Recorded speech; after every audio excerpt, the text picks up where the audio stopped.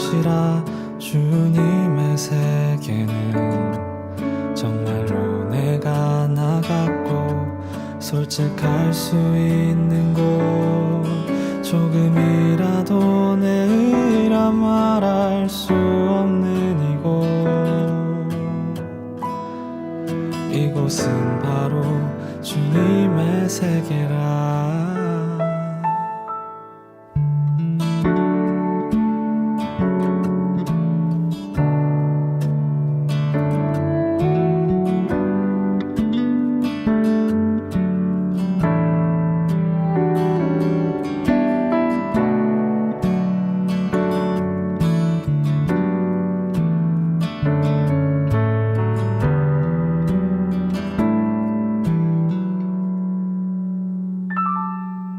세상은 항상 말하네 그 길이 아니라고.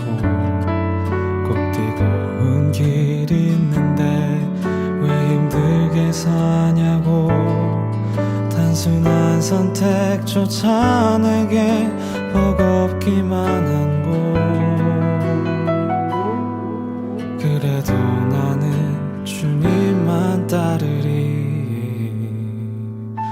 참 아름다워라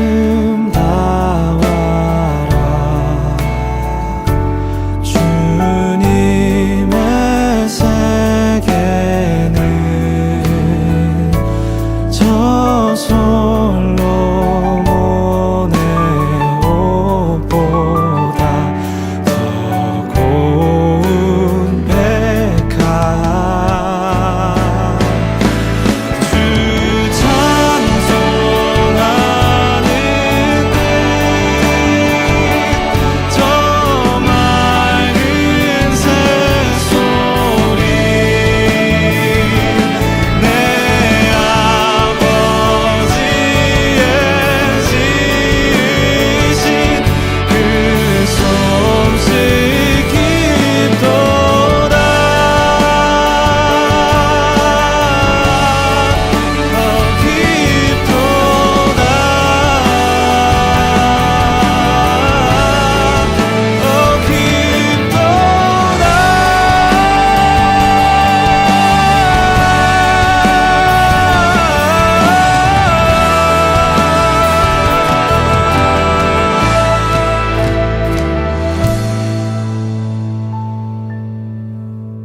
나는 계속 걸어갑니다.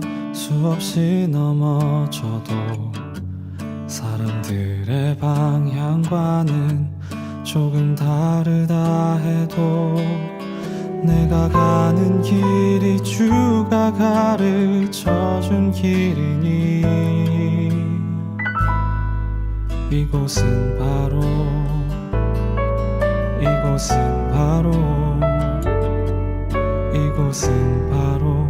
주님의 세계라.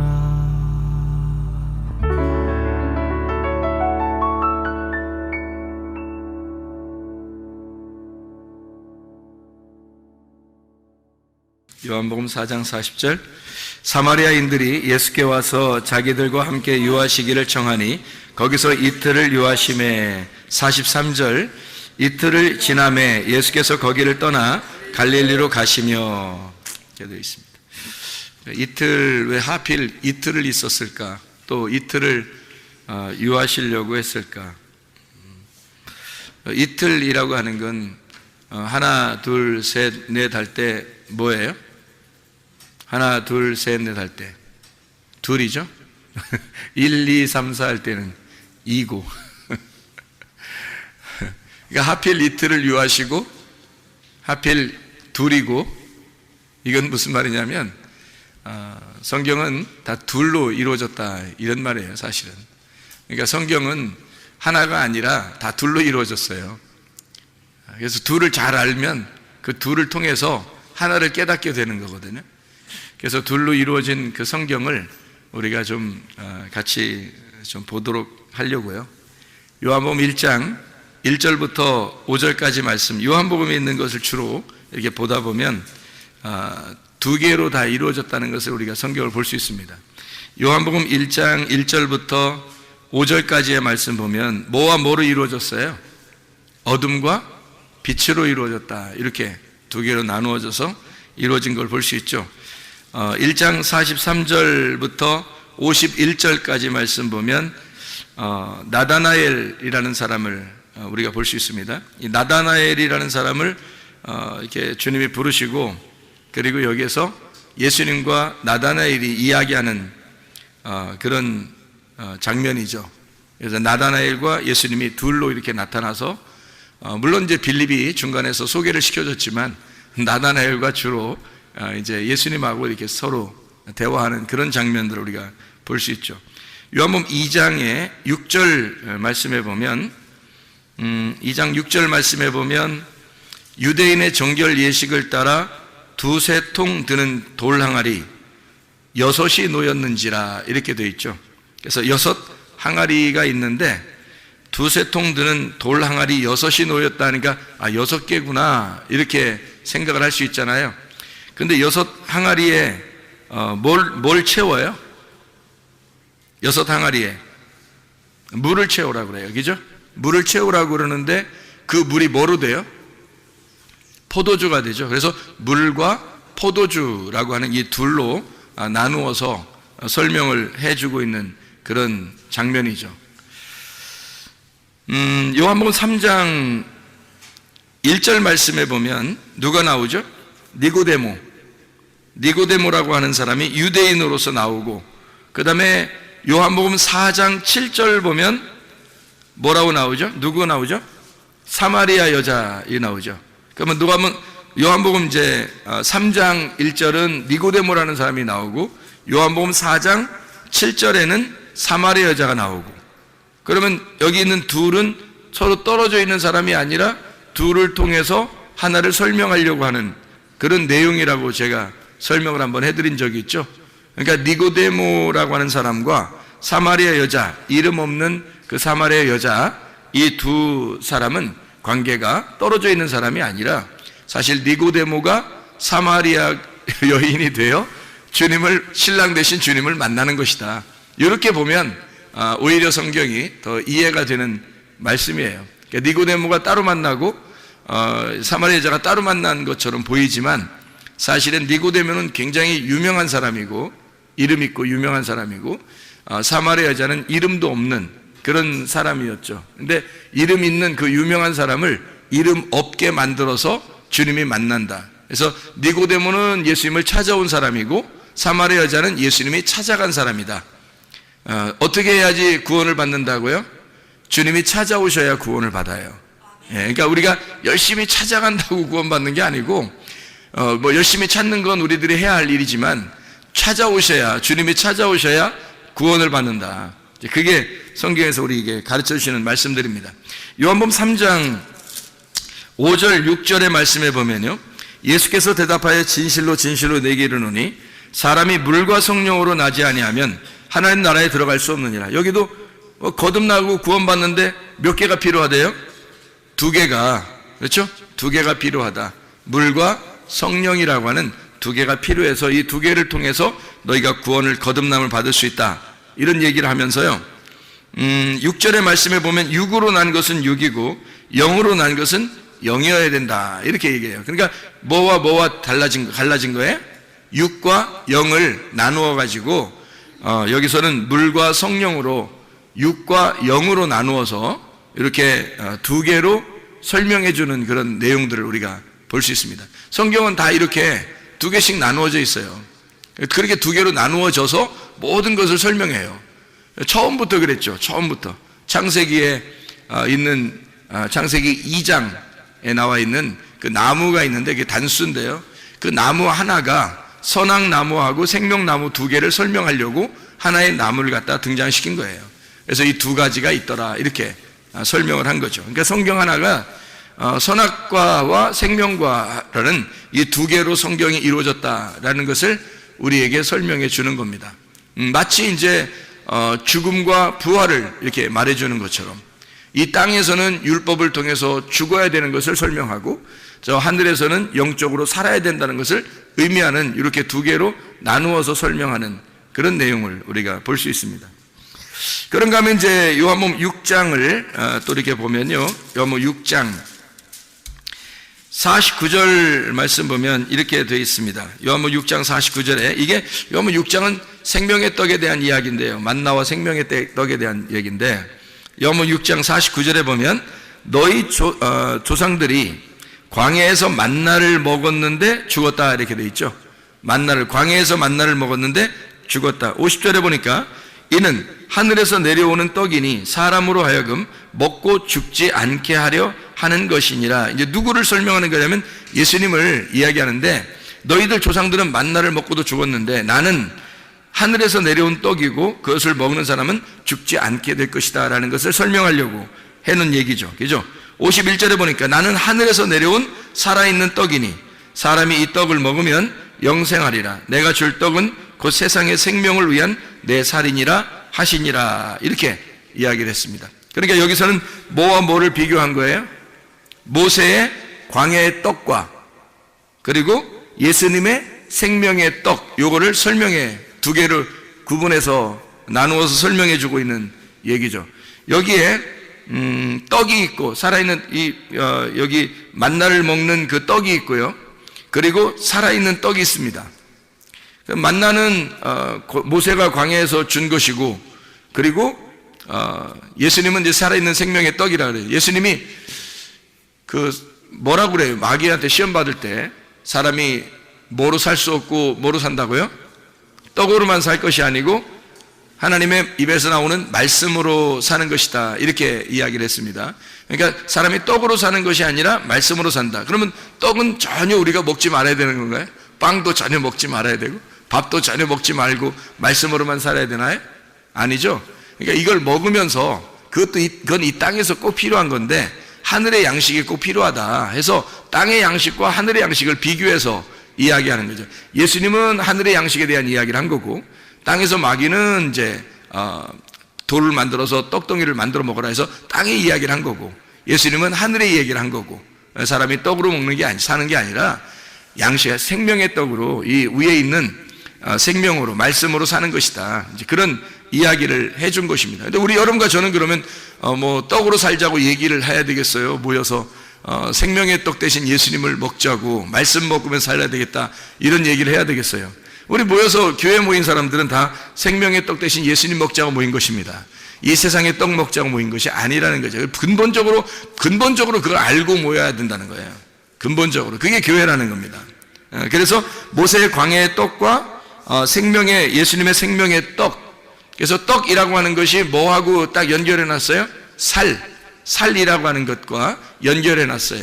이 살이라고 하는 것과 연결해서 이것은 나의 살을 너희가 먹으면 이렇게 되죠. 나의 살을 먹으면 너희가 영생하게 될 거다. 그렇게 이야기를 해요. 그러면 여기서 예수님이 말하는 나의 살을 먹으면 너희가 영생할 것이다. 그러면 그 말은 어떤 의미예요? 그럼 예수님을 먹으면 예수님을 먹으면 영생한다. 그 말은 어떤 의미예요?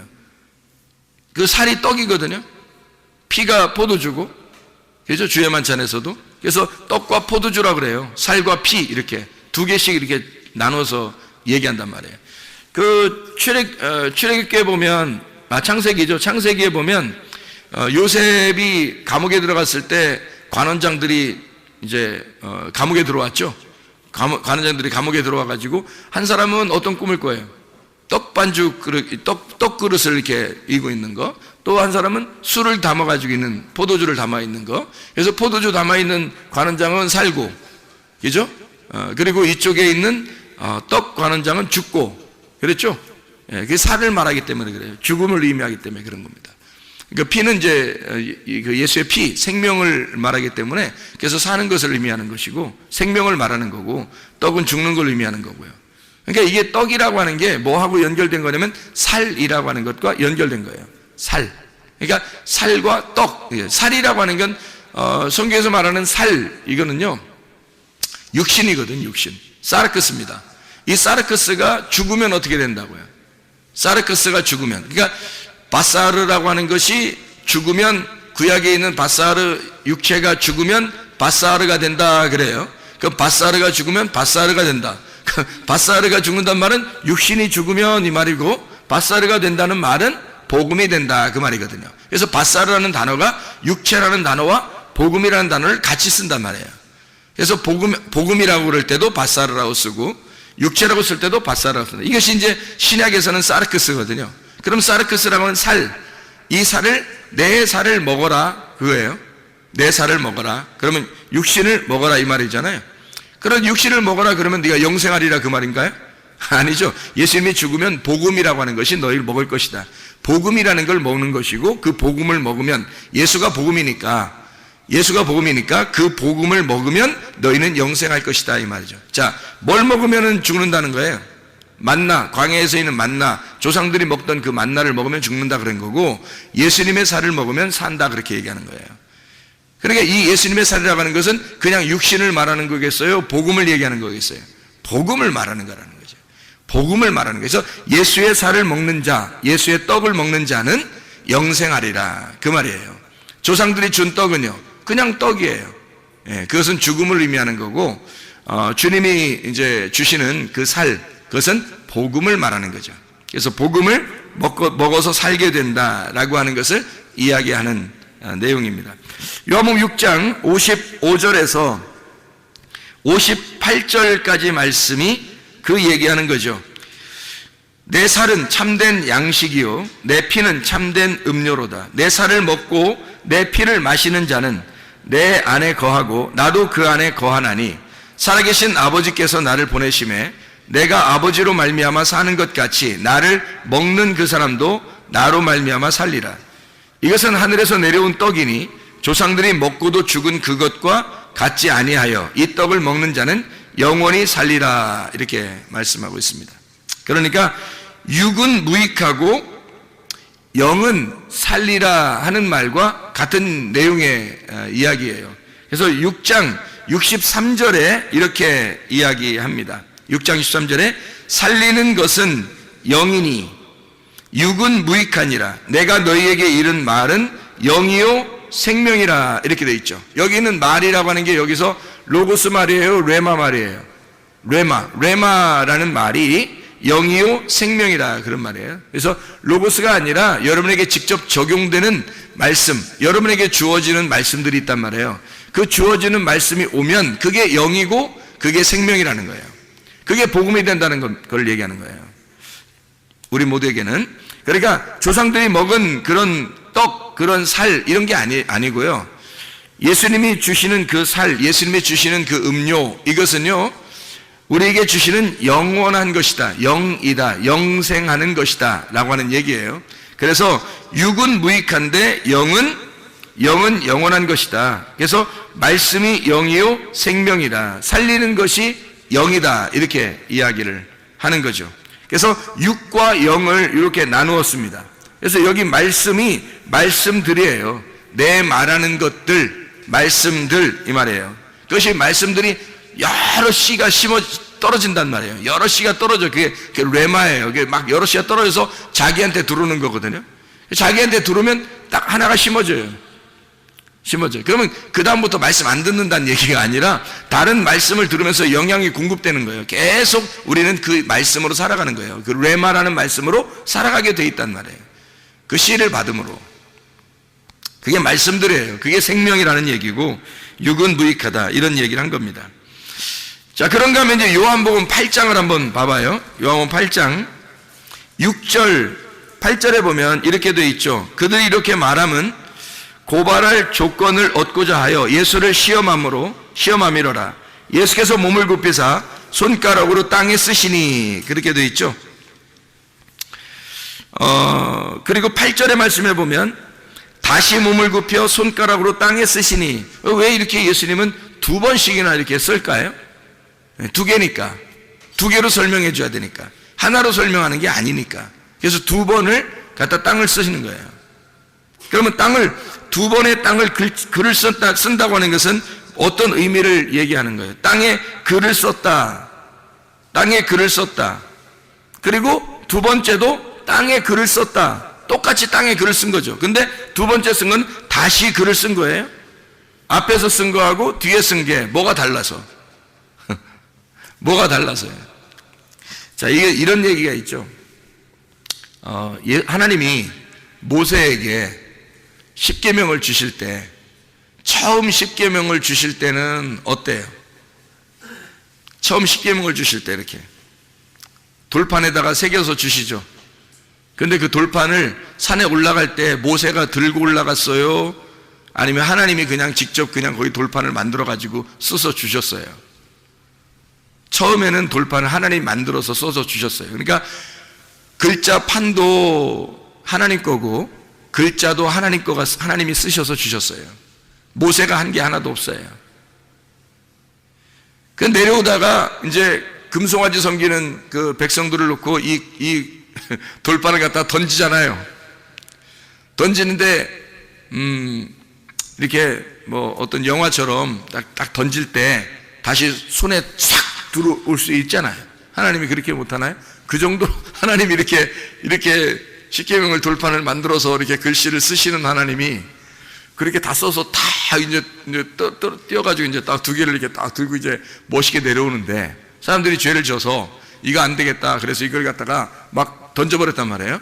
던지면 세게 확 던졌는데 다시 던지면서 쫙 나가다가 다시 자기한테 탁 돌아오게 할 수 있어요, 없어요? 하나님이 있죠. 충분히 할 수 있습니다.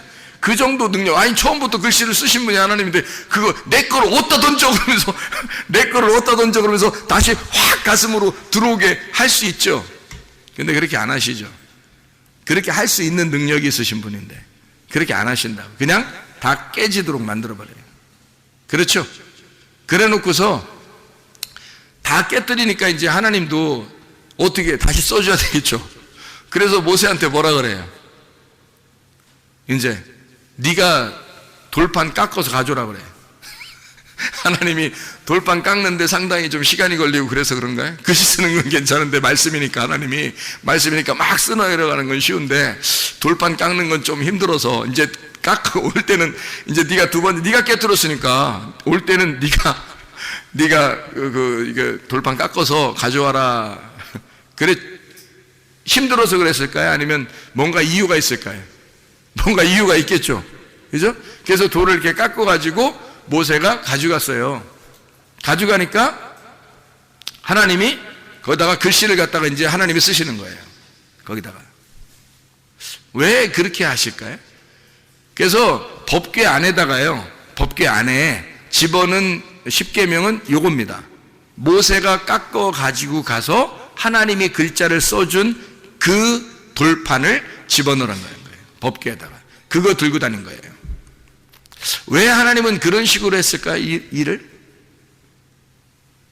하나님이 직접 다 하면 좋은데 왜냐하면 두 가지이기 때문에 그렇습니다. 성경은 두 가지로 나오기 때문에 그래요. 그러니까 첫 번째 것은 깨져야 할 돌판이에요. 두 번째 것은 깨지면 안 된다는 거죠. 첫 번째는 왜 깨져야 되는 거예요? 그럼 하나님이 이 땅에 오셔서 말씀이 이 땅에 오셔서 죽으셔야 되니까 너희들이 죄를 짓는 것에 대해서 주님이 오셔서 죽으시는 걸 말하는 거예요. 그리고 두 번째 다시 만든 그 돌판 거기다 글씨만 써줘요. 그럼 이건 누가 만들었다고요? 자기가 만들었다고요. 자기가 만든 그 마음에 자기가 만든 거에 하나님께서 심어주는 거죠. 말씀을 신비의 말씀을 심는 거예요.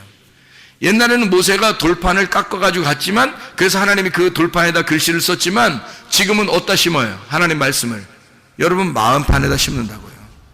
여러분 마음판은 누구 거야? 여러분 거예요. 여러분의 마음판에다가 하나님의 말씀을 심는 거라고요. 이 새기는 거라고. 그게 법궤 안에 들어가 영원히 존재하는 거라고요.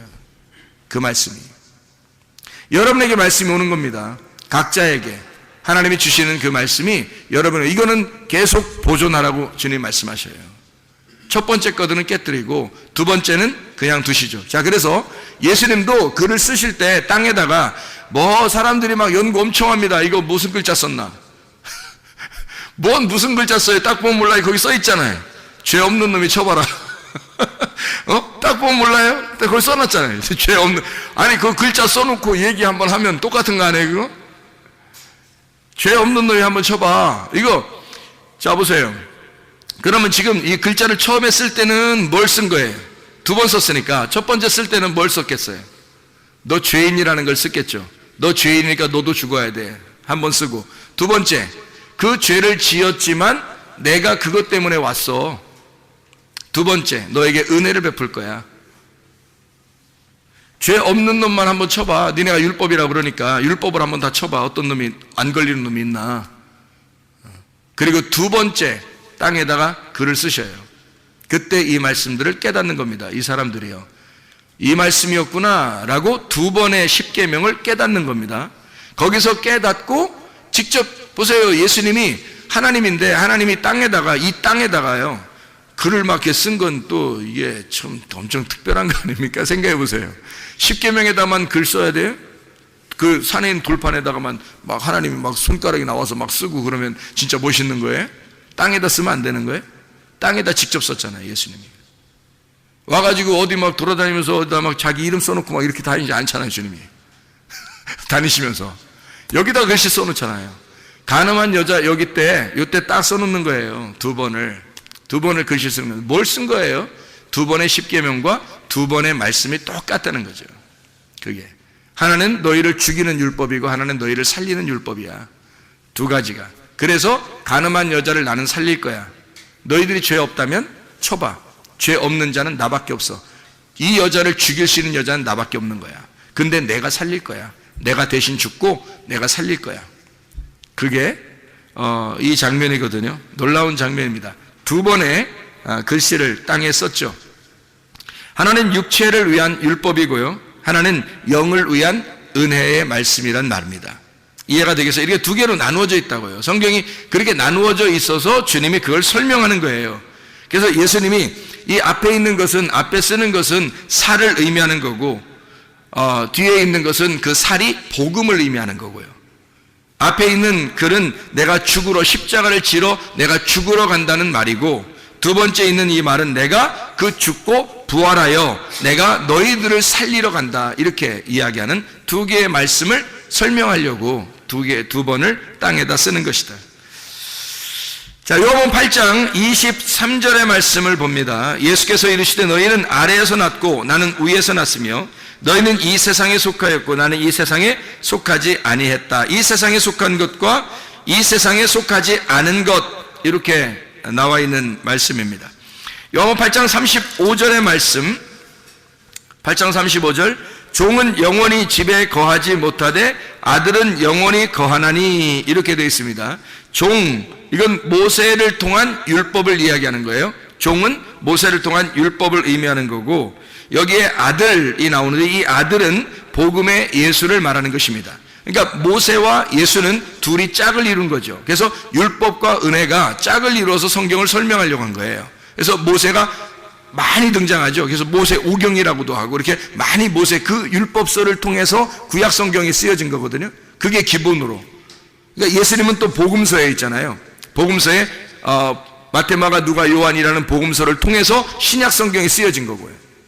구약은 모세 오경을 통해서 구약 성경이 쓰여진 거고, 신약은 예수님을 통해서 신약이 쓰여진 거고, 그래서 모세와 예수님은 짝을 이룬 거예요. 하나는 율법이라고 하는 종의 형태를, 하나는 아들을 통해서 복음의 형태를 설명하는 것이다. 이렇게 나누어서 설명하는 내용입니다. 요한복음 8장 44절의 말씀 보면 너희는 너희 아비 마귀에게서 났으니 너희 아비의 욕심대로 너희도 행하고자 하느니라. 그는 처음부터 살인한 자요 진리가 그 속에 없으므로 진리에 서지 못하고 거짓을 말할 때마다 제 것으로 말하느니 이는 그가 거짓말쟁이요 거짓의 아비가 되었음이라. 이렇게 이야기를 합니다. 너희 아비 마귀, 그리고 예수님은 뭐라 그러면 나는 나의 아비에게서 왔다. 그러니까 예수님의 아버지가 있다. 하나님 아버지가 나의 아버지다, 이런 얘기죠. 너희들이 아버지라고 부르는 그 아버지는 마귀야, 이렇게 얘기하고, 반대로 자기는 아들이니까 나의 아버지가 하나님이야. 내 아버지가 하나님인데 너희들이 나를 죽이려고 하는 걸 보니까 반대, 마귀다, 이 말이에요. 반대 입장에 있다. 그래서 너희는 마귀들의 자식이다. 너희들은 거짓말쟁이고 나는 진리 안에 있는 거다. 그래서 거짓과 진리를 나누고 마귀와 하나님을 나누고 여기에 있는 거짓말쟁이들과 진리를 말하는 자 예수를 분리해내는 거예요. 이게 두 개로 나누어서 설명하려고 성경을 쓴 것입니다. 자, 요한복음 9장도 한번 보죠. 요한복음 9장 35절부터 41절까지의 말씀에 보면요, 보는 자가 있고 보지 못하는 자가 있어요. 보는 자가 있고 보지 못하는 자가 있다. 잘 생각해 보세요. 보는 자는 예수님께서는 뭐라 그래요? 원래 보지 못하는 자가 죄인이거든요. 그래야 이제 보게 하는 것이 주님의 뜻인데, 예수님이 볼 때는 보는 자를 여기서 뭐라 그러냐면 죄인이다 이렇게 말해요. 너희가 본다고 그러니까 죄가 그대로 있다 이렇게 말하고, 너 보지 못하면 죄가 없을 텐데 그래요. 그러니까 소경이 죄가 없다는 거예요. 죄인은 보는 자를 죄인이라고 그러고 진짜 맹인이라 그렇게 말해요. 여기서 보지 못하는 사람을 맹인이라고 그러는데 이 사람은 의인이라고 그럽니다. 이 사람은 죄를 인정한 거예요. 내가 죄인입니다. 나는 보지 못하는 자입니다. 인정하게 되니까 이 사람을 눈뜬 자라고 주님 말씀하시는 거예요. 영적으로 보면. 그러니까 영적으로 예수님은 보는 자와 보지 못하는 자, 보는 자를 맹인으로, 보지 못하는 자를 눈뜬 자로 설명을 하는 거죠. 이렇게. 얼마나 아이러니컬합니까? 주님이 설명하는 그 내용들이. 여러분 어떤 상태예요? 자기가 눈 떴다고 생각합니까? 아니면 주님 내가 죄인입니다. 난 소경입니다. 겸손하게 주님께 고백하는 사람들입니까? 요한복음 10장을 한번 또 보죠. 요한복음 10장에 8절 말씀해 보니까요. 나보다 먼저 온 자는 다 절도요 강도니 양들이 듣지 아니하였느니라. 먼저 온 자가 있다는 거예요. 그게 절도며 강도래요. 그러면 뭐 다음 이제 절도며 강도인 반대로 온 자가 있을 거 아니에요. 요한복음 10장 10절 말씀입니다. 도둑이 오는 것은 도적질하고 죽이고 멸망시키려는 것이고 내가 온 것은 양으로 생명을 얻게 하고 더 풍성히 얻게 하려 함이라. 11절에 나는 선한 목자라 선한 목자는 양들을 위하여 목숨을 버리거니와 이렇게 되어 있습니다. 잘 생각해 보세요. 선한 목자가 누구예요? 예수님이에요. 목사가 아니에요.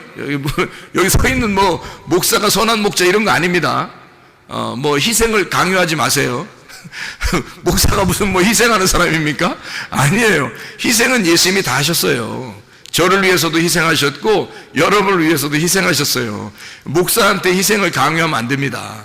목사가 양심상 자기 양심상 바르게 살려고 하는 거지 이게 희생을 여러분이 강요할 의무는 없어요. 저도 주님에게는 양이고 사랑스러운 양이고 여러분도 주님의 사랑스러운 양이에요. 우리는 목자는 예수님밖에 없어요. 그 목자가 선한 목자가 목숨을 버린대요. 그렇게 목숨을 버리신 거예요. 그렇게 십자가 못 박혀 돌아가시면서 다 이루었다 그랬는데 목사가 또 죽어야 돼요? 그거 아니잖아요. 예수님이 다 이루었다 그러면 다 끝난 거예요. 그 빚이 다 끝난 거예요. 그러니까 선한 목자는 양들을 위해서 죽고 끝낸 거예요. 모든 빚을 다 갚아셨어요. 더 이상 목사가 대신 또 갚아야 될 게 없어요, 여러분. 아유, 목사님이 대신 또 십자가 따라가라겠잖아요. 따라가서 죽으라겠잖아요. 그러니까 그럼 나만 죽어야 돼요? 여러분 생각해봐요. 나만 따라가서 나만 죽어? 그게 뭐예요? 여러분 다 따라가자고 그러고 여러분이 다 십자가를 지고 자기를 부인하고 따라가는 그 말은 나에게도 하는 거고 여러분에게도 하는 거지. 예수님이 다 끝냈다니까요. 끝낸 그 예수님을 우리가 따라가는 거예요. 나도 따라가고 여러분도 같이 따라가자는 얘기지. 우리 목사님은 십자가를 지고 따라가서 죽어야 돼. 희생을 강요하지 말라고요. 그거 다 끝난 일이라고. 여러분과 제가 그 주님을 따라가는 거라고요. 어느 날 우리도 다 죽는다고요. 예. 자, 이래서 절도며 강도가 있고 그리고 선한 목자 예수님이 있단 말이에요. 이렇게 두 개로 나누어서 뭘 한다고요? 성경이라고 하는 이것을 설명하려고 하는 것이다. 이런 얘기죠. 그러면 절도며 강도가 뭐라고? 먼저 온 자라고요. 먼저 온 자. 먼저 온 자들이 누구예요? 성경에서. 대표적으로 성경에 먼저 온 자들이 누구예요?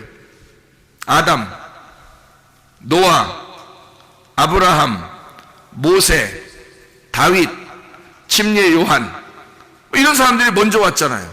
그죠? 엘리야도 그렇고요. 예수님의 하나님의 그 말씀을 가지고 있는 자인데 하나님의 말씀을 가지고 그들이 먼저 왔다고요. 먼저 와서 사람들을 자기에게로 인도했단 말이에요. 그죠? 바리새인들도 마찬가지죠. 그들을 따른 거예요. 모세를 따르고. 이해가 돼요?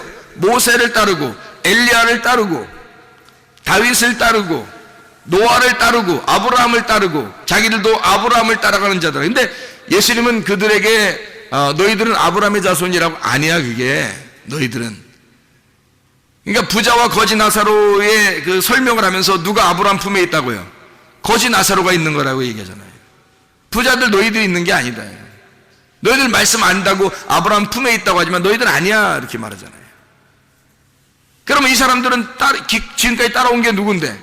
아담, 노아, 아브라함, 모세, 다윗, 침례요한 다 따라왔는데요, 그들이. 근데 아니라는 거예요. 그거 아니라는 거예요. 너희들은 그게 아니라는 거예요. 그래서 그걸 따라온 사람들이 지금 자기들은 최고로 잘 따라왔다고 생각해서 말씀을 잘 따라왔다고 율법적으로 자기들은 열심히 살았다고 하는 사람들이 바리새인들이에요. 근데 선한 목자 예수님은요, 선한 목자 예수님은 구원하러 오셨다 그래요. 근데 이 사람들은 다 살려고 그러는 거죠. 바리새인들은 그 앞에 있는 자들을 다 따라가면서 그들이 그것을 말씀을 율법을 배웠는데 자기들은 다 살려고 한단 말이에요. 자기들은 살려고 하고 그 율법을 가지고 다른 사람을 죽이려고 한 거죠. 그죠? 근데 반대로 선한 목자는 어떻게 해요? 반대로 와요. 자기가 죽으려고 와요. 그러니까 완전 반대죠. 그러니까 이 사람들이 따라가던 이제까지 따라가던 그 율법, 이제까지 따라오던 그 말씀들을 자기들은 최고인 줄 알고 따라갔는데, 그래서 자기들이 거룩한 줄 알았는데 다른 사람을 정죄했는데, 알고 보니까 예수님은 자기가 죽으러 왔던 거예요. 그럼 예수님이 죽으러 왔다는 얘기는 뭘로 왔다는 거예요? 반대로 율법에 의하여 죽으러 왔다는 얘기를 얘기하려고 하는 건데, 죄인으로 왔다는 얘기예요.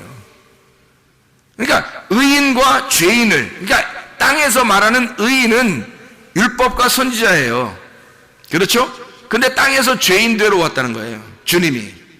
그래서 예수님이 이 땅에 죽으니까 반대로 하늘나라 올라가니까 뭐가 돼요? 죄인이 의인 되는 거예요. 의인들은 죄인 되는 거고. 그래서 이 땅에서 눈을 뜬 자는 하늘나라에 눈 감은 자가 되는 것이고, 이 땅에 눈을 감은 자는 하늘나라에 눈을 뜨는 자가 될 것이다. 그런 얘기를 하는 거죠. 의의 문이 열리는 거죠. 아래에서 문이 닫힌 사람들이 자기가 문이 닫혔다 이렇게 고백하는 사람들에게 눈이 열리는 거죠. 하늘의 문이 열리는 거예요. 그걸 부활했다 그러는 거예요. 무덤에서 부활했다. 무덤 문이 열렸다. 네 속에 있던 무덤 문이 열렸다. 그런 이야기를 하는 거죠. 요한복음 10장 26절 27절의 말씀입니다. 26절 27절. 너희가 내 양이 아니므로 믿지 아니하는도다. 내 양은 내 음성을 들으며 나는 그들을 알며 그들은 나를 따르느니라. 여기서 그들의 양이 있어요. 너희들 그들의 양과 내 양, 내 음성을 듣고 따르는 자, 내 양이 따르다. 그러니까 양이 다르다는 거예요. 그죠? 너희들의 양이 있고 예수님의 양이 있다는 거예요. 그러면 우리가 무슨 말씀을 따라 살고 있느냐, 무슨 말씀을 받기를 좋아하느냐, 어떤 말씀을 듣고 있느냐, 어떤 말씀이 내게 와 있느냐에 따라서 주님의 양이 될 수도 있고 주님을 대적하는 양이 될 수도 있다는 얘기예요. 상대방의 양, 그죠? 너희들의 양, 그러니까 율법과 선지자들의 양이 있고 은혜의 진리의 양이 있단 말이에요. 선한 목자 대신 예수님의 양이 있고 율법과 선지자들의 양이 있단 말이에요. 너희들은 그들 양이다. 그래서 26절 27절의 말씀에 너희가 내 양이 아니다 이렇게 얘기하잖아요. 그러니까 예수님 말씀 듣는 것이 아니라는 거예요. 예수님은 죽으러 왔는데 그 죽으러 오신, 그 양을 위해서 죽으러 오신 예수님을 따르지 않는다는 겁니다. 그 말을 듣지 않는다. 그러니까 예수님의 양이 따로 있다는 거예요. 너희가 믿지 않는 거예요. 믿지 않으니까 예수님의 양이 아닌 거고, 믿으면 양은 주님의 음성을, 주님의 양은 주님의 음성을 듣게 된다. 그걸 좋아하게 된다는 거예요. 그러면 그건 주님의 양이라는 겁니다. 그래서 주님을 믿고 따르는 겁니다. 어떤 말씀이 우리에게 와 있느냐 하는 얘기고요. 그 진리의 말씀을 우리는 따르셔야 돼요. 예수 그리스도를 따라가셔야 됩니다. 예, 다른 양이 돼서는 안 되는 거예요. 다른 걸 이렇게 다른 말씀들, 이상하다 다른 말씀들, 내가 좋아하는 뭐 이런 거 아니에요. 그렇게 하면 안 되고요. 주님의 말씀이 있어야 돼요. 진리의 말씀. 성경은 이렇게 두 개로 나누어져 있기 때문에 자칫 잘못하면 앞에 걸 선택할 수 있어요. 뒤에 걸 선택해야 되는데 앞에 걸 선택하면 오랫동안 선택할수록 우리는 손해를 봐요. 왜냐하면 그것이 오히려 나를 절도며 강도가 되기 때문에 그래요, 나한테. 그럼 우리는 모든 걸 다 잃어버립니다. 물론 잃어버려야죠. 그래서 모든 걸 잃어버릴 때 그 순간이 오면 나를 다 잃어버리고 절망 가운데 있을 때 새로운 목자가 나타나시는 거죠. 레마로. 근데 그게 너무 늦지 않기를 바랍니다. 그게 너무 늦지 않기를. 주의 말씀을 들을 때 우리는 주님의 음성을 듣고 주의 말씀을 따라 사는 사람들이 되셔야 합니다. 요한복음 11장 43절 44절의 말씀에 보면요, 이 말씀을 하시고 큰 소리로 나사로야 부르시니 나오라, 나사로야 나오라 부르시니 죽은 자가 수족을 배로 동인 채로 나오는데 그 얼굴은 수건에 쌓였더라. 예수께서 이르시되 풀어놓아 다니게 하라 하시니라. 이렇게 되어 있죠. 나사로는 성경에서 어떤 사람이에요? 죽은 자죠. 예수님은 어떤 자예요? 자, 나사로는 죽은 자고, 그 무덤에 있는 거고요. 예수님은 누구예요? 여기서 그러면 죽은 자를 살리는 분이잖아요. 그죠? 죽은 자를 살리는 분이, 그러니까 죽은 자와 죽은 자를 살리는 분이 있어요. 그러면 여기서 나사로는 죽은 자인데 이 죽은 자를 뭐라고 표현해요? 묶여있는 자라는 얘기예요. 묶여있는 거를 죽은 자라 그렇게 표현하는 거예요. 그럼 묶여있는 자를 다른 말로 따지면요, 깨닫지 못하고 있다는 얘기입니다. 깨닫지 못하고 있다. 이렇게 깨닫지 못하고 묶여있는 나사로를 예수님을 만나면 예수님이 와서 어떻게 이거를 풀어주죠. 자유롭게 풀어줍니다. 묶인 것을 풀어주는 거예요. 그러면 풀어준다는 말을 다른 말로 말하면요, 깨닫지 못하고 있는 걸 깨닫게 해주고 있다는 얘기입니다. 그럼 풀리는 거죠. 무덤에 갇혀 있는데 무나메이온이라고 하는 이 기억 상실, 생각이 없는, 그것에 막혀있는 그 기억이 딱 매여있는, 묶여있는, 풀어지지 않는 풀어지지 않는 그 생각을 주님이 이 무덤을 열어서 이 기억을 되살리는 겁니다. 생각을 갖다가 생각나게 만들어 주시는 거예요. 이게 부활이라고요. 주님은 풀어주는 자고 나사로는 죽은 자라는 거죠. 주님은 살려주는 자고 나사로는 죽은 자고. 이해가 되겠어요? 이게 두 개로, 하나는 죽는 자요, 하나는 살려주는 자로 두 개로 설명하고 있잖아요. 자, 또 한번 봅니다. 요한복음 16장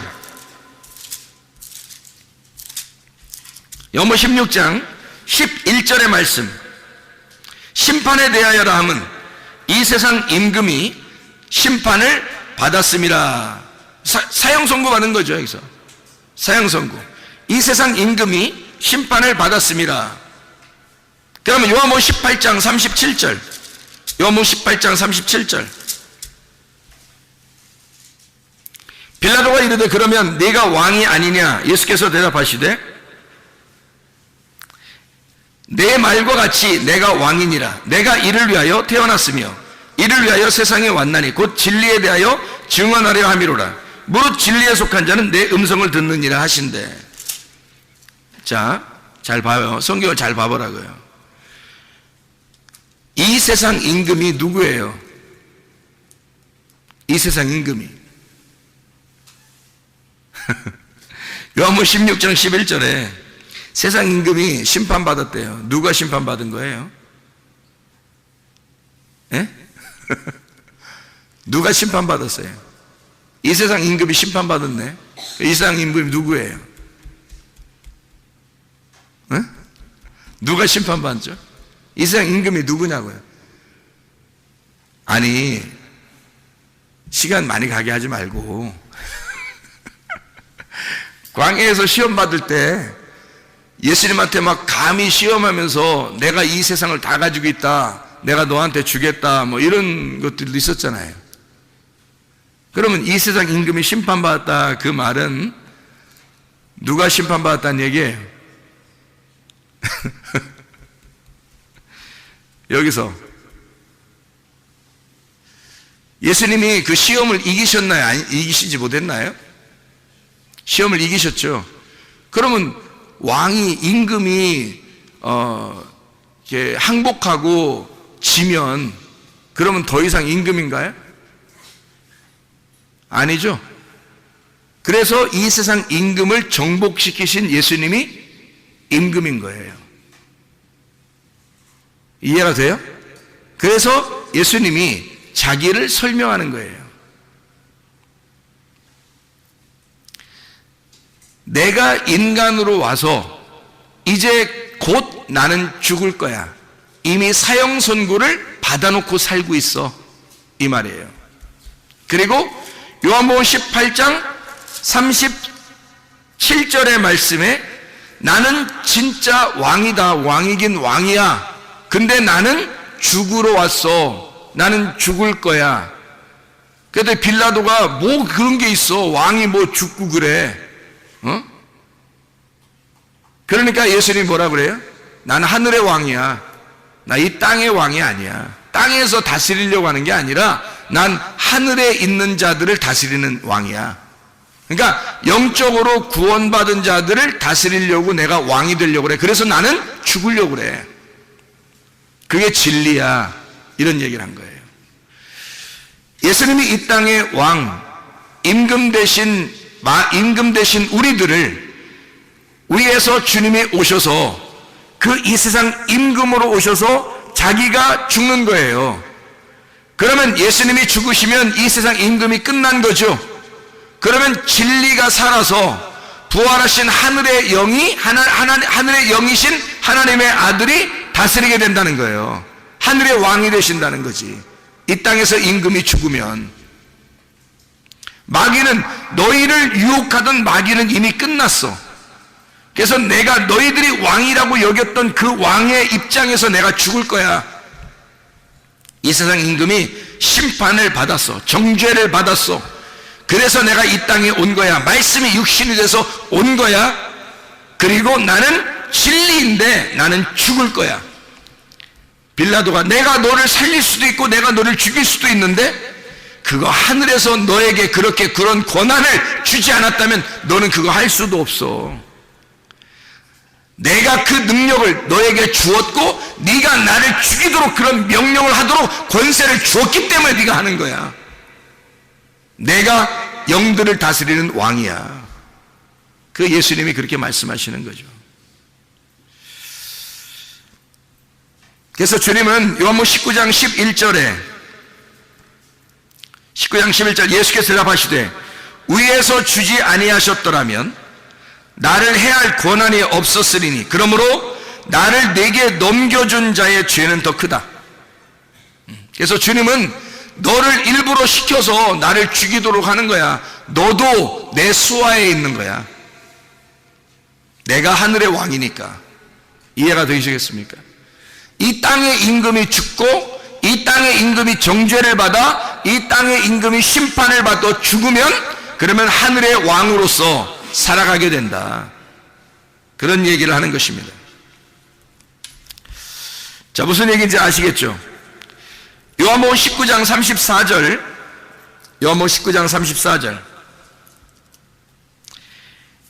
그중 한 군병이 창으로 옆구리를 찌르니 곧 피와 물이 나오더라. 이렇게 두 가지로 설명하고요.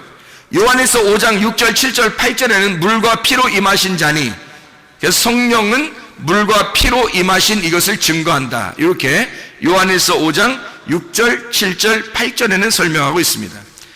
자, 우리 이제 앞으로 가가지고요. 요한복음 6장 한번 9절을 한번 봐봐요. 요한복음 6장 9절. 6장 9절. 여기 한 아이가 있어 보리떡 5개와 물고기 2마리를 가지고 있나이다. 왜 보리떡만 얘기하면 되지 왜 물고기 2마리까지 얘기하나요? 2마리죠. 물고기 2마리. 그것도 보리떡 5개, 물고기 2, 5을 2로 나누어 설명하겠다. 그래서 5을 2로 합하면 7이 되는 예수님을 말하는 것이다. 이 2개가 나누어지는 것이 아니고 하나가 되어야 된다. 그래서 보리떡 5개와 물고기 2를 5개를 2로 설명해서 이 2개가 합쳐지면 7이 된다. 7 예수님이 된다. 이것을 먹은 자들이 이 땅에서 안식을 누리는 거예요. 그래서 예수님 안에서 안식을 누리는 사람들이 됩니다. 요한복음 8장 17절 18절 너희 율법에도 두 사람의 증언이 참되다 기록되었으니 내가 나를 위하여 증언하는 자가 되고 나를 보내신 아버지도 나를 위하여 증언하시느니라. 두 명이 돼야 증인이 되니까. 그래서 둘씩 전도하러 보내는 거예요. 증인이니까. 어느 단체들을 얘기하는 거 아닙니다. 이게 예수님이 둘을 갖다 설명하기 위해서 그런 거예요. 둘씩 보내는 이유는 두 가지씩을 설명해 주라는 얘기예요. 두 개씩을 나누어서 잘 설명해 주라. 이 성경이 그렇게 되어 있으니까 이 두 개를 나누어서 잘 설명해 주라는 뜻이에요. 둘씩 보내는 것은. 예수님이 자기를 증거하는데 다른 사람을 사용하지 않습니다. 왜요? 예수님은 하나님이니까 다른 증인들을 필요로 하지 않아요. 예수님이 증인이 되고 아버지가 증인 되신다 그렇게 말해요. 아버지가 예수님인데 아버지가 아들이고 아들이 예수님이거든요. 하나님이거든요. 그러면 아들이 아버지고 아버지가 아들인데 예수가 자기가 증인이 되고 내 아버지가 증인이 된다는 말은 자기가 전적으로 증인된다는 얘기거든요. 그럼 이걸 왜 두 가지로 설명하면 증인은 둘이 돼야 되니까. 성경은 둘로 나누어져서 이어진 거니까. 그런 내용이니까. 그래서 둘을 설명하는 거죠. 요한복음 8장 18절의 말씀, 내가 나를 위하여 증언하는 자가 되고 나를 보내신 아버지도 나를 위하여 증언하시느니라. 두 사람의 증언이니까 아들과 아버지죠. 그러면 우리가 주님의 증인이 되려면 어떻게 돼야 돼요? 주님의 증인이 되려면 그러니까 우리 속에 누가 들어와야 돼요? 아버지의 아들이 들어와야 돼요. 그래야 증인이 되는 거예요. 그럼 아버지의 아들이 우리 속에 들어오면 어떤 것을 증거할까요? 예수가 나 때문에 정죄받으시고 죽으셨다는 걸 증언하겠죠. 무슨 말인지 알겠죠? 정죄는 내가 받을 테니까 너는 반드시 살아야 된다라고 하는 것을 주님이 내게 가르쳐 주셨다라고 증언하겠죠. 그죠? 그래서 주님이 나를 위해 정죄를 받으시고 심판받아 죽으실 테니 너는 대신 살아라. 죽음과 부활을 설명해 주고 있는 내용이죠. 그게 증인이라는 겁니다. 그걸 잘 설명해 내는 사람이 증인이라는 거예요. 성경의 증인. 자, 요한복음 14장 6절 말씀입니다. 잘 아는 말씀이죠? 14장 6절. 예수께서 이르시되 내가 곧 길이요 진리요 생명이니 나로 말미암지 않고는 아버지께로 올 자가 없느니라. 누가 증인이에요? 다 하시는 거예요. 길, 진리, 생명 예수님이 다 하시는 거예요. 20절 말씀 봐요. 요한복음 14장 20절 말씀. 그날이 어떤 날이에요? 부활의 날, 네가 눈이 떠지는 날, 네가 깨닫는 날, 네가 무덤의 문이 열리는 날, 그 날에는 내가 아버지 안에 너희가 내 안에 내가 너희 안에 있는 것을 너희가 알리라. 이 부활의 날에는 너와 내가 하나인 것을 네가 알게 될 것이다. 그런 말이죠. 그러면 증인이 예수와 우리 안에 들어온 예수가 증거한다는 얘기예요. 그렇죠? 예수이신 부활하신 그 예수님과 나를 살리신 그 예수님이 이 예수와 그 예수가 같이 길과 진리와 생명을 설명하게 될 것이다. 그런 얘기예요. 요한복음 14장 15절 16절 17절의 말씀입니다. 너희가 나를 사랑하면 나의 계명을 지키리라. 내가 아버지께 구하겠으니 그가 또한 다른 보혜사를 너희에게 주사 영원토록 너희와 함께 있게 하시리니 그는 진리의 영이라. 세상은 능히 그를 받지 못하나니 이는 그를 보지도 못하고 알지도 못함이라. 그러나 너희는 그를 아나니 그는 너희와 함께 거하시며 또 너희 속에 계시겠음이라. 뭔 얘기예요? 하나됨이에요. 예수님의 이름 안에서 나로서 너희를 인정하겠다. 다시 말하면 내 안에서 너를 나라고 인정하겠다. 예수님이 그러는 거죠. 보혜사를 준다는 얘기는 생기를 불어넣어 준다는 얘기입니다.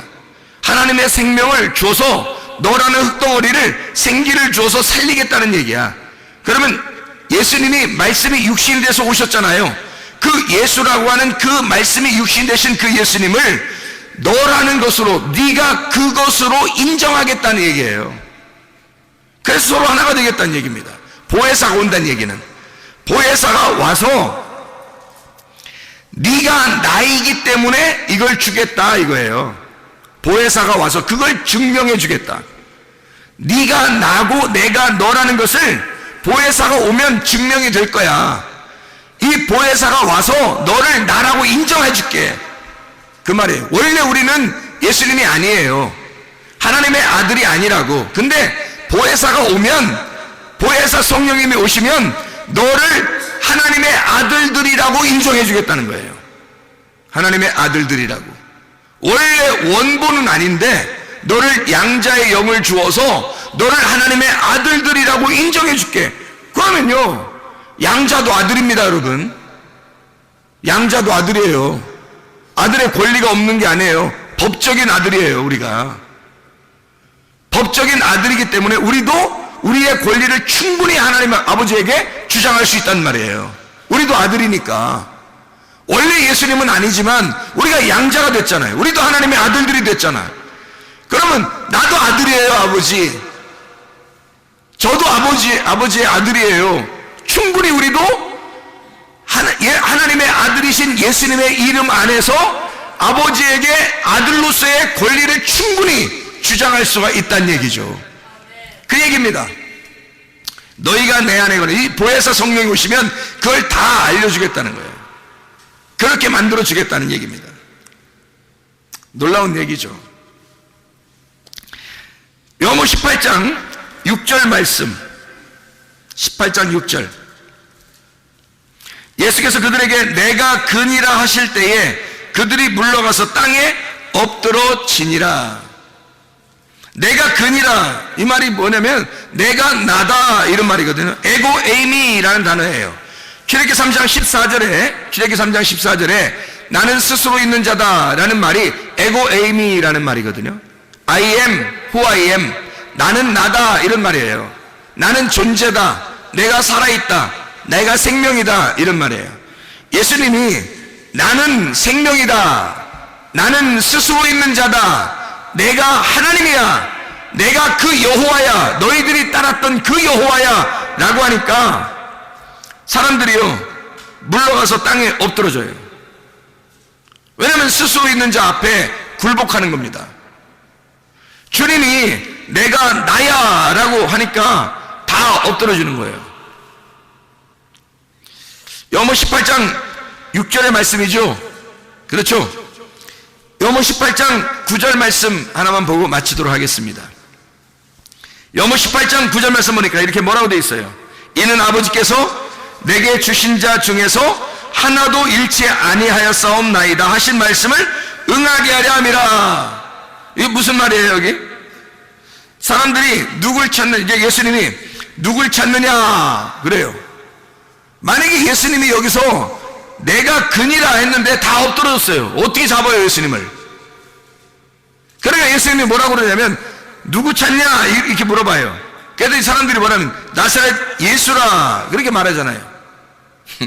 그러니까 예수님 말하기를 내가 그니라, 나야 이렇게 말하잖아요. 나를 찾거든 이 사람들이 가는 것을 용납하라 이래요. 거기서 예수님이요 참 놀라운 의리 하나를 지켰다 그런 거예요. 왜 좀 멋있는 사람이 이러잖아요. 영화에서도 멋있는 사람은 내가 다 당할 테니 이들은 다 가라고 해라. 이들은 다 너희들은 다 집에 돌아가, 내가 다 담당할 테니까 뭐 이런 거 있잖아요. 뭐 멋있게. 여기서도 꼭 영화 장면 같잖아요. 두목 예수님이 부하들을 집에 좀 보내달라. 내가 두목만 잡으면 되지 않냐, 나만 잡으면 되잖아, 다 보내라. 응? 쟤들은 살려줘, 내가 잡힐 테니까. 진짜 뭐 멋있는 장면 아닙니까? 근데 이런 의미일까요? 아니면 하나도 잃지 않겠다 하는 말이 무슨 의미일까? 이 말은 너희가 아니니까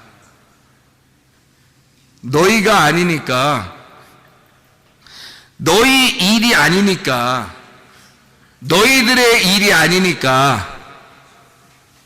잘 생각해 봐요. 예수님의 일이지 제자들의 일이 아니란 말이에요. 지금 여기서 잡히시는 이 일은요, 예수님의 일이지 제자들의 일이 아니라고요. 제자들이 감당할 만한 일이 아니라고요. 이게 예수님이 다 짊어지셔야 할 예수님의 일이었다고요. 예수님의 사역, 그리스도의 사역, 제자들의 사역이 아니라고요. 그래서 이들은 하나도 잃어버리지 않도록 양들을 위하여 자기 목숨을 버리는 것이 그리스도의 역할이었다고요. 내가 죽을 테니 너희들은 살아라. 내가 죽을 테니 너희들은 살아라. 그게 주님의 이 땅에 내려오신 사역이십니다. 그러니 여러분, 예수 그리스도가 이 모든 것을 담당하시기 위하여 이 땅에 오셨어요. 우리는 그 하늘에서 오신 그 예수를 받아들여서 이 땅에서 그 하늘에서 오신 예수를 이 땅에서 전파하는 증인들입니다. 예수 그리스도를 받아들이고 말씀이신 예수님을 받아들여서 이 두 개의 말씀으로 오신 예수님을 우리 속에 깊이 받아들여서 이 말씀을 다른 사람들에게 세상에 전하는 이 예수의 증인들이라고요. 여러분과 제가, 우리는 살아있는 자예요. 하나님의 영을 받아 살아있는 자가 되면 하나님 안에 있는 자고 하나님이 우리 안에 거하시는 자가 된다고요. 그러면 하나님이 우리 안에 거하셔서 우리는 하나님의 증인이 된다고요. 이 하나님의 영을 받지 못한 자들은 하나님의 증인이 될 수 없어요. 자기가 그 레마를 경험하지 않고서는, 자기가 하나님의 영을 경험하지 않고서는, 그 하나님의 영이 자기 속에 들어오지 않고서는, 그 예수의 그 영이 내 안에 오지 않고서는 예수의 증인이 될 수가 없습니다.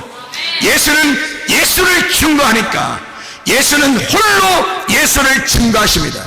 여러분을 사용할 때 여러분을 사용하는 게 아니라 예수가 자기가 우리에게 들어와서 자기가 자기를 증거하는 거예요.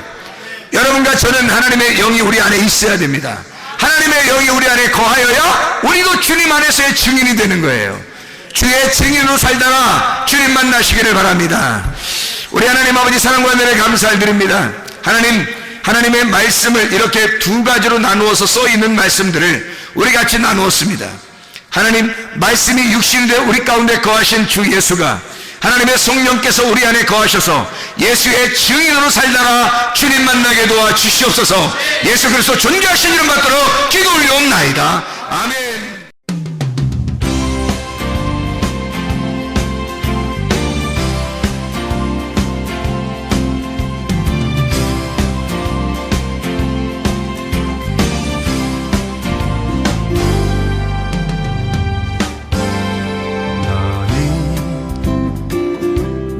너머로 뻗은 나무 가지에 푸른 열매처럼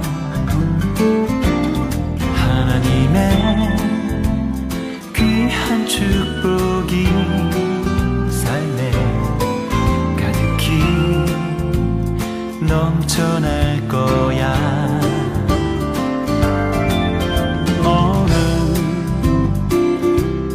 시련이 와도 능히 이겨낸 강한 발이 있어. 전능하신 하나님께서 너와 언제나 함께 하시니